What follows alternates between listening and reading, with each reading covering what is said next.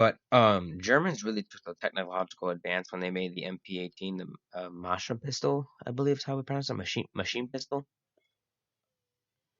Um, but they would have an MP18, sort of like what we see in the Japanese in World War II, where they have the Type 99, Type 93, something like that. Where it's like a side. It has a. It's the gun is like the version where we're holding the magazine on the side. It has a big round drum on the side, and you hold the back end, and it's like a rifle, and you just kind of shoot sprays a lot, but it's mostly for close quarter fighting. It's not meant for long distance. You would have these on like assault guys or special forces would have these because this is a new weapon. They also invented like a mobile machine gun that you were able to carry that had a water cooldown system. Even though it's a very big gun and has a lot of armor plating on the weapon because of how muddy these trenches are, if you're reloading a rifle, you could literally take those bullets out, put a new bullets in, and already you could probably have mud in it, and your weapons would not work. And the one problem is also as well on the uh, the Allied side of things in World War One. You have different factions, sometimes even battling together using different rifles, of course. So, God forbid you jam an American cartridge into a French rifle. It's not going to work. And then you just jammed that rifle, like. But yeah, no, it's just like, it's really amazing if you take the time to look up like technological advances, even funny inventions. Like they have the Colibri pistol. You should definitely look this up. It's about the pistol. The pistol is as big as a normal watch. It's pocket size. You can shoot it with like one finger. It's so tiny, so tiny.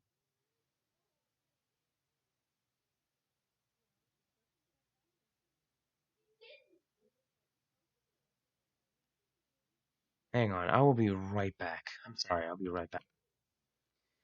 Yeah, I think it's crazy too because I love World War One for its stories, like the whole like soccer game they had during the Christmas party when they couldn't get a truce. The Pope ordered them to have a truce, and they couldn't get one, so instead the two sides rose up and they played a game of soccer, and that's really cool because we don't see that in World War Two. Because the craziest thing is we see different sides of fighting in World War One and World War Two. One second, never mind. Um, but damn, I keep losing track. There's so many. Um, but like we see soldiers in World War One practicing like bayonet fighting or getting ready for close quarter combat. That does not happen in World War Two. It happens a little bit when we have like steady fighting, like in Kane or um, Battle of Market Garden and stuff like that. Can we just talk about that for a second? Like in the Market Garden, isn't it crazy how they used gliders and these planes were literally meant to just fly into the ground. They had no landing mechanism. They just literally fly into the ground and crash land essentially. And then the cockpit, cockpit bring goes up, and they all just come out the front end. Like that's just that's insane. That's really insane how the Americans just have innovative ways to use certain things.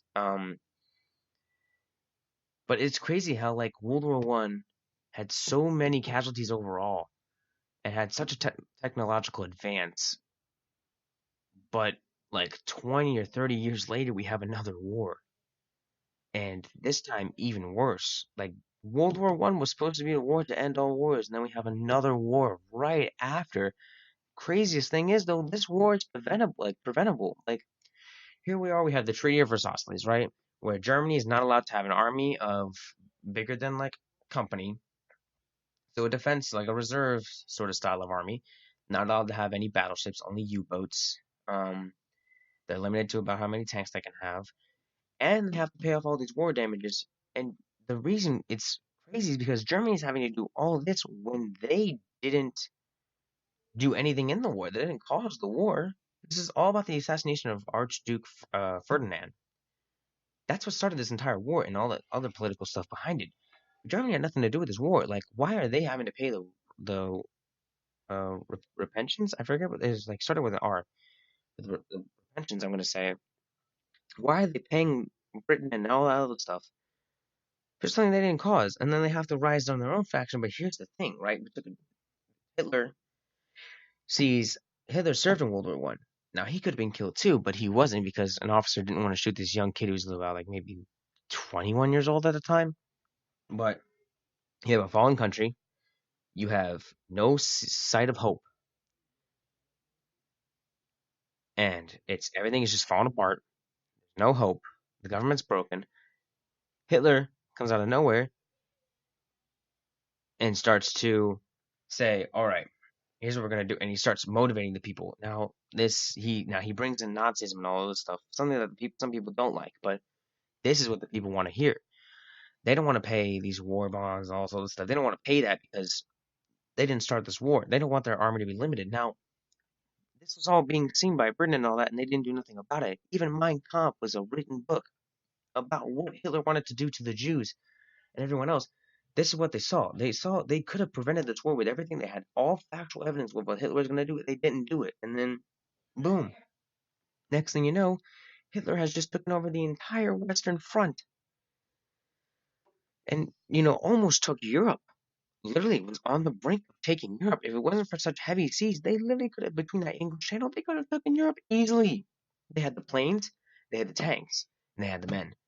They had really great weapons, like the Stromgewehr and the Maschinen Pistol 40, the MP40, otherwise known as the STG 40. I mean, these guys made curved barrel rifles. Like, they made rifles that could be curved and shot at a corner. Now, that being said, they didn't work, but these guys were coming up with ideas every single way. Now, Tigers was the main tank we see for Germans. They only made 1,342 of them, somewhere around the number. These tanks are the most amazing tank, design-wise and integrity-wise, because these tanks cannot be destroyed unless they are shot in a certain spot in the back. From a technological standpoint, these tanks are like iron walls. A Tiger tank can destroy maybe 10 to 20 Sherman tanks before it is killed. But that being said, these tanks weigh 80 tons. These tanks could destroy roads, bridges even. These tanks are like expensive to make. That's why there's not a few of them. There's not a whole lot of them made. We see more of the Panzer tanks being made and the cheap ones coming out to be the Stugs, which are just a 30-degree facing tank that can only shoot in one direction, and the entire tank has to turn to shoot another tank. In the end of the war, when the U.S. and Russia are closing in, the Germany's have to make cheap tanks. They can't make Tiger tanks because, like I mentioned before, a Tiger can take 20 Shermans out, but it would run out of ammo so quickly before it could because there's so many there's only a handful amount of Tigers, and they can only make a certain amount of ammo because, I mean, let's face it, they're not getting money from trees, and it costs so much just to do all this, and it's insane because, hold on, but they didn't have the right materials for it. So these Tiger tanks would end up being ditched or left in the snow. All the other stuff they were just left. And these are such beautiful tanks. If you ever get to see one, you should really look at them. They're so beautiful. They are the best design. They're my favorite tank. Design, integrity, and just the way they are built. Sorry guys, I'll be right back. I gotta go do something. I'm just gonna do this real quick. I'll be right back. With the power of editing, this podcast won't seem like it was a long wait. Hopefully. Um, but where were we? Yeah. So Tiger tanks. I might make this into a. Even though if you guys are wondering why the thing says part 1, part 2, part 3, it's just because that it changes it up like that. That's how the podcast. It's a 45-minute podcast, but that's how they're made across the channel, on YouTube at least. But the Tiger tank, beautiful design of a tank. A lot of people don't know about it, but it's if I get a chance, man. That's one tank that I really, really love the most. That and not a T-34, but an IS-2 on the Russian side. IS-2 is a beautiful tank too. But yeah. Yeah, no, I mean, the Americans, were always ones to enter late into the war. You guys really know this, but, Americans are always late to enter into the war because of the fact, it's a foreign war. It's always a foreign war with World War II and World War One. It was always a foreign war for the Americans until Japanese harbor and stuff. Then they got involved. But they don't want to go into a war if it doesn't involve them, because that's the last thing they need upon their their own government-owned country, because they just came out of the Great Depression, post Great Depression, so it's like, why should we go back into another war, after we just got out of World War I and we lost men there, and it's just no use. But like, you got to look at it statistically, like the entire Eastern Front is gone all the way up to the coast, and Germany is going right down into Africa and sweeping right to the Russians. Luckily, not capturing the Russians or not winning over the Russians, because in the winter, stupid idea, and they messed up on the part, but like, it's their fault. It was very stupid on Hitler's part, because Hitler was a bad guy, really, really was. But he was a smart general. He was a really, really, really good general. Bad guy, but a good general, if that makes sense. I don't like what he like did to, of course, people and all that, but I like the way like he had a smart idea with his armies and stuff, you know. But like, when you send tanks, soldiers to fight in winter, and they don't have the supplies for winter, and they go to communist camps. I left Stalingrad, saw like almost 30,000 troopers being lost in camps now, 30,000 gone, and in rates be a low number or more, but like in real life, I mean, that's 30,000 brothers and sons and fathers, all in these cold Siberian camps. They were never trained to eat in, or never trained to survive cold winters, and that's crazy.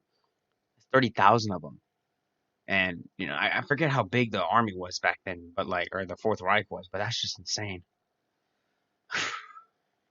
But like, during the fall of the like, to the final moments, it was the old, the young, and the weak finally fighting to defend Berlin.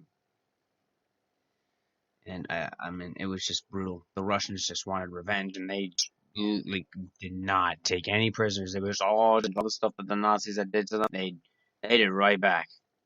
And Russia was capturing all those countries, like they were making satellite countries. Like, they captured Poland as the main one, but they had countries ringing around Russia in the western part of Russia, not the entire circle, but ringing around it, as well as like, I mean, the Americans helped them out, of course, by sending them trucks and stuff like that, but they were just like that, making an Iron Curtain.